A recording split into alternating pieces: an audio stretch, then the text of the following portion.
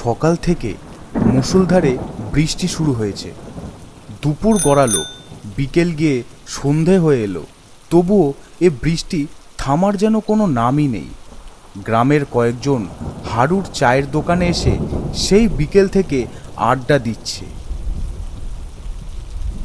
বাপ রে বাপ, এ যেন মহাপ্রলয় শুরু হয়েছে। সেই কোন সকাল থেকে আরম্ভ হয়েছে, এখনো অবধি থামার নামই নেই। এরম চলতে থাকলে তো এই গ্রাম ভেসে যাবে। ঠিকই বলেছ, গত কয়েক বছরে এরকম বৃষ্টি দেখেছি বলে তো মনে পড়ছে না।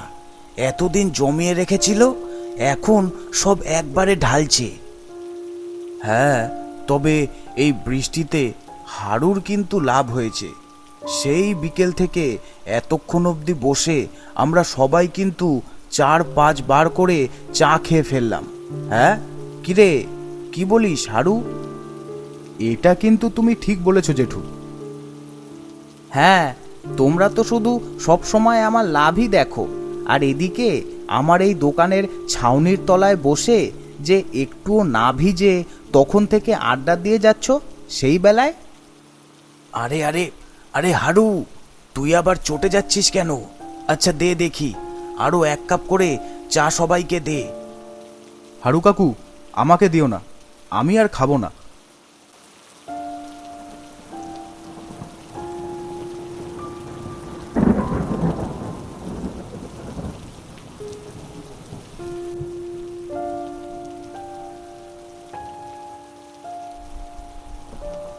ওহ, কি বৃষ্টি! আরে হারান্দা, বসো বসো, এখানটা বসো। হাড়ু, 1 কাপ চা দে। পুরো তো ভিজেই গেছি, তোর চা খেয়ে একটু শরীরটা গরম করি। হ্যাঁ হারান্দা, এই তো দিচ্ছি। আরে তুমি সৌরভ না, বিপিনের ছেলে? অনেকদিন পরে তোমায় দেখলাম, কেমন আছো? হ্যাঁ জেঠু, ভালো আছি।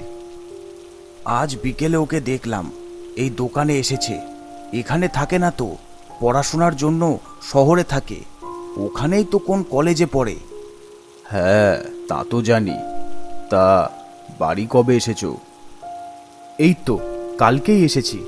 এখন কটা দিন এইখানেই থাকবো। তোমাদের বাড়ির সামনেই তো একটা চায়ের দোকান আছে, তাও তুমি এত দূরে চা খেতে এসেছো? কেন, এখানে এসেছে তো কি হয়েছে, এখানেই তো আসবে। না, আসলে অনেক দিন পর নিজের গ্রামে ফিরলাম তো, তাই বন্ধুর সাথে একটু দেখা করতে এই পাড়ায় এসেছি।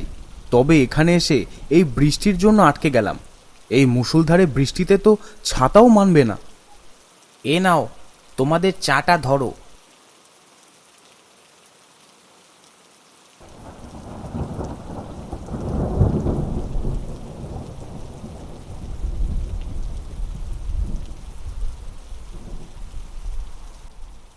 কিছুক্ষণ পর বৃষ্টিটা একটু কমেছে।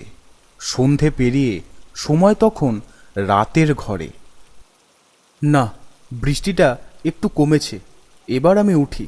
এরপর আরও দেরি করলে আবার নামতে পারে।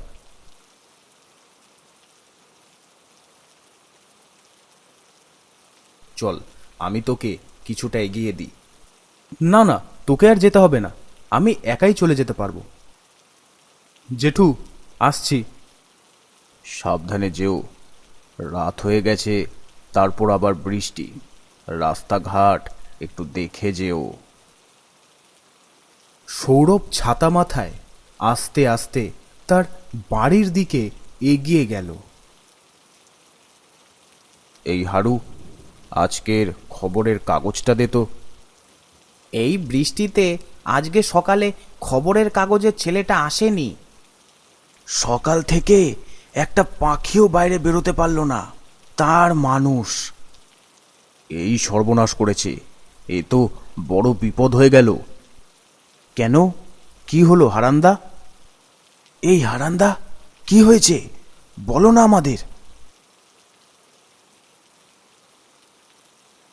ওই ছেলেটা, কি যেন নাম, সৌরভ। আরে ও তো ওই রাস্তা দিয়ে নিজের বাড়ির দিকে গেল। ওই রাস্তা দিয়ে ওর বাড়ির দিকে গেল? মানে? আরে হারান্দা, কি বলছো? একটু খুলে বলো না। আরে, বিপিনদের বাড়ি যেতে গেলে ওই ফাঁকা মাঠ পেরিয়ে কার বাড়ি পড়ে? এই কথা শুনতেই ওখানে বসে থাকা সকলের মুখ যেন ভয়ে ভার হয়ে এলো। ওটা তো পিন্টুদের বাড়ি। ওর মেয়েটা তো 1 বছর আগে আগুনে পুড়ে মারা গেছিল। তারপর থেকে ওর আত্মার উপদ্রবে তো ওই রাস্তা দিয়ে আর কেউ যাতায়াতই করতে পারে না। এমনকি ওর বাবা মাও ওই বাড়ি ছেড়ে অন্য কোথাও গিয়ে থাকে। ওরা তো ওই বাড়িটা বেচতেও চেয়েছিল, কিন্তু কেউই কেনেনি। শুনেছি তো রাতের বেলায় ওই বাড়ির সামনে দিয়ে কেউ গেলে নাকি ওই মেয়ের আত্মা তাকে যে কোনো উপায় বাড়ির ভেতর নিয়ে গিয়ে মেরে ফেলে। এবার এবার কি হবে? বিট্টু, তুই শিগগিরই দৌড়ে যা, গিয়ে দেখ। ও মনে হয় এখনো বেশি দূর যেতে পারেনি। তাড়াতাড়ি গিয়ে ওকে আটকা। হ্যাঁ হ্যাঁ, এখনই যাচ্ছি।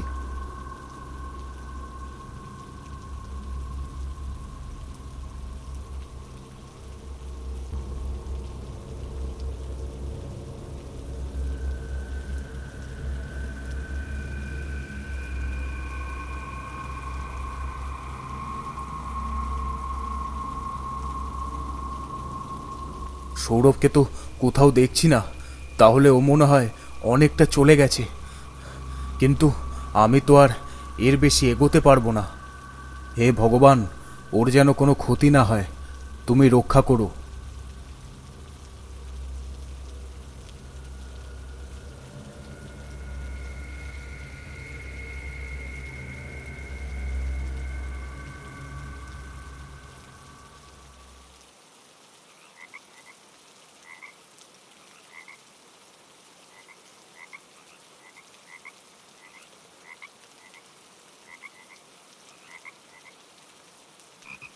বাবা, এই দিকটা কি ঘুটঘুটে অন্ধকার!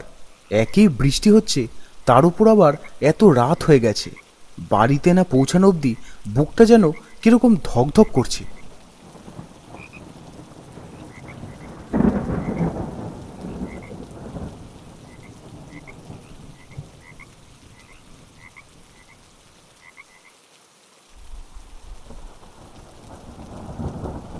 হঠাৎই একটা পুরনো বাড়ি সৌরভের চোখে পড়ল।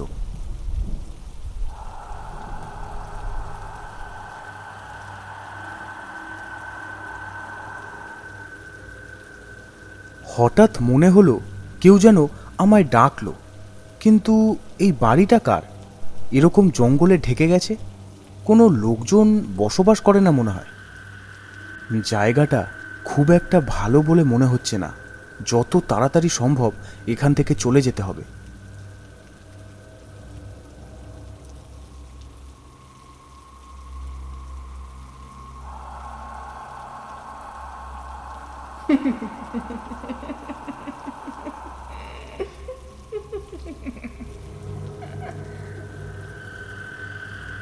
কে যেন হাসলো।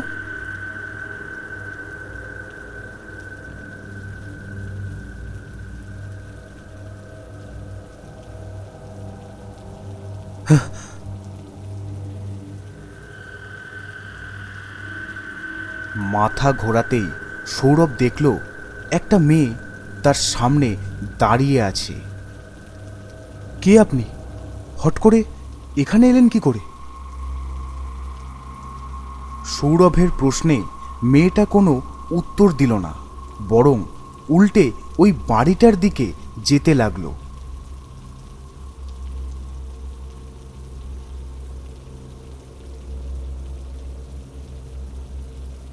আস্তে আস্তে মেয়েটা বাড়িটার বেশ কিছুটা কাছে গিয়ে থেমে যায়। মনে হচ্ছে মেয়েটা যেন আমায় ডাকছে। মনে হচ্ছে মেয়েটা যেন কিছু বলতে চাইছে। না, আমিও মেয়েটার পিছন পিছন যাই।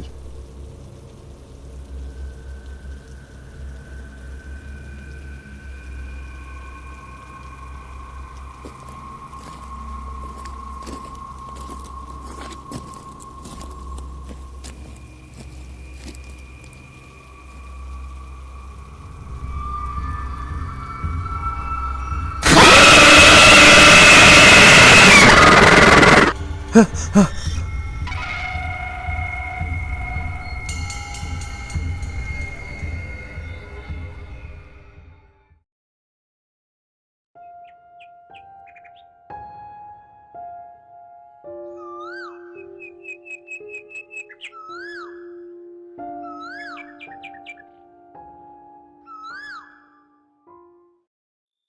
দিন সন্ধেবেলায় ওই চায়ের দোকানে। আচ্ছা, কালকে কি হলো?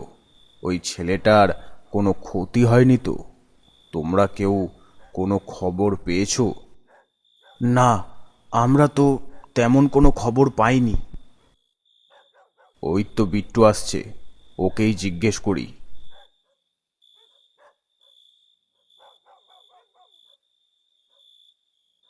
কিরে, তোর বন্ধুর খবর নিয়েছিস? কোনো বিপদ হয়নি তো ছেলেটার?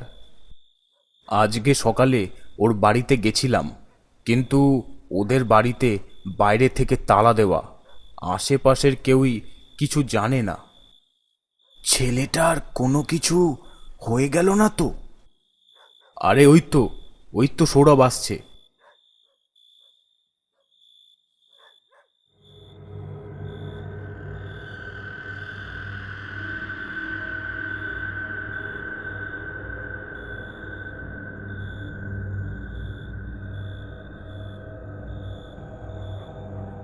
কালকে রাতে বাড়ি ফেরার সময় রাস্তায় কোনো কিছু হয়নি তো?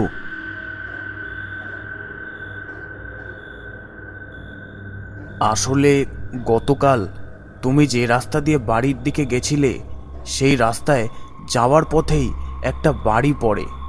বাড়িটা এখন জঙ্গলে ঢেকে গেছে, কিন্তু ওই বাড়িটা ভালো না। ওটা আমাদের পাড়ার পিন্টুর বাড়ি। 1 বছর আগে ওর মেয়ে আগুনে পুড়ে মারা যায়, আর তারপর থেকেই।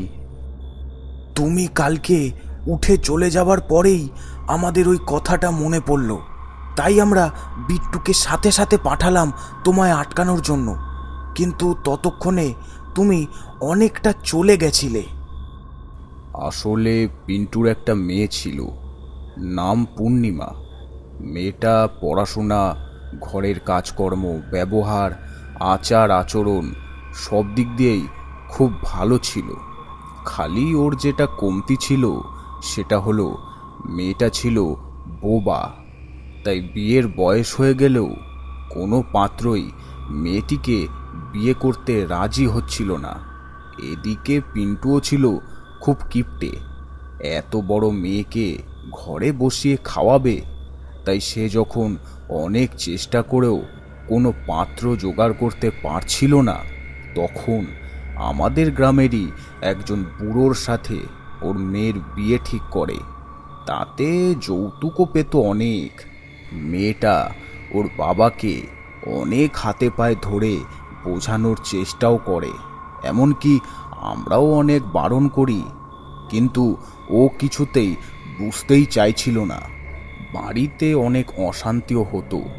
মেয়েটার ওপর ওর বাবা মা অনেক চাপ দিত, নির্যাতনও করত। এইভাবেই বিয়ের ঠিক আগের দিন রাতে মেয়েটা গায়ে আগুন দিয়ে আত্মহত্যা করে। তার ঠিক 1 সপ্তাহ পরে পিন্টু আর পিন্টুর বউও ওই বাড়িতে থাকতে না পেরে ওই বাড়ি ছেড়ে অন্য কোথাও চলে যায়। ওই মেয়ের আত্মা আজও ওই রাস্তা দিয়েই ঘুরে বেড়ায়, আর যেই ওই রাস্তা দিয়ে যায় তাকেই ওই আত্মা। আমিও কালকে ওই আত্মাটাকে দেখেছি।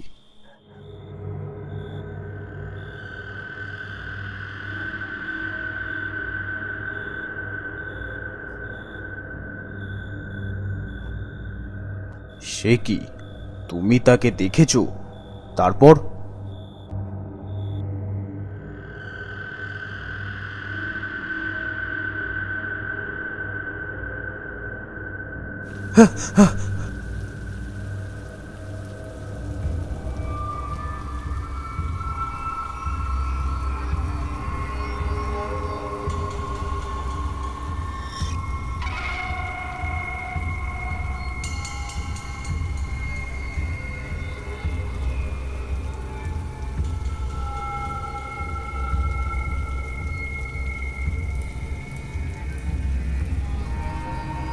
কি সাহায্য চাই আপনার?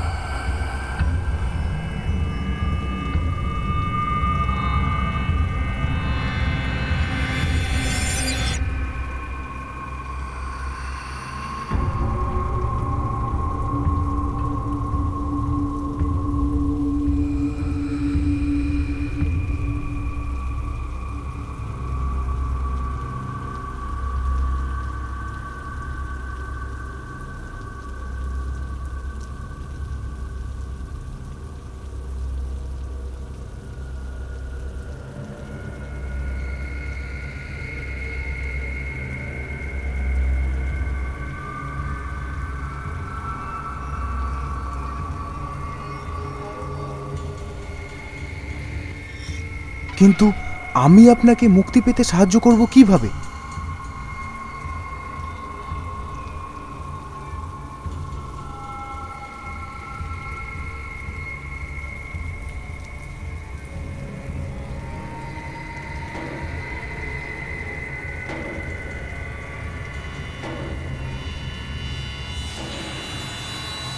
ঠিক আছে, আমি আপনাকে মুক্তি দেওয়ার ব্যবস্থা করব।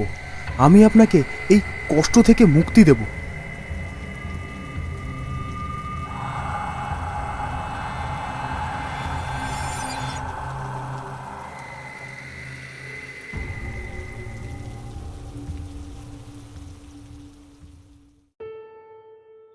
আমাদেরকেই ওই মেয়েটাকে মুক্তি দিতে হবে।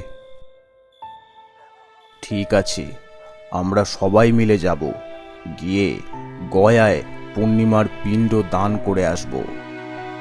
হ্যাঁ হ্যাঁ, আমরা সবাই যাব।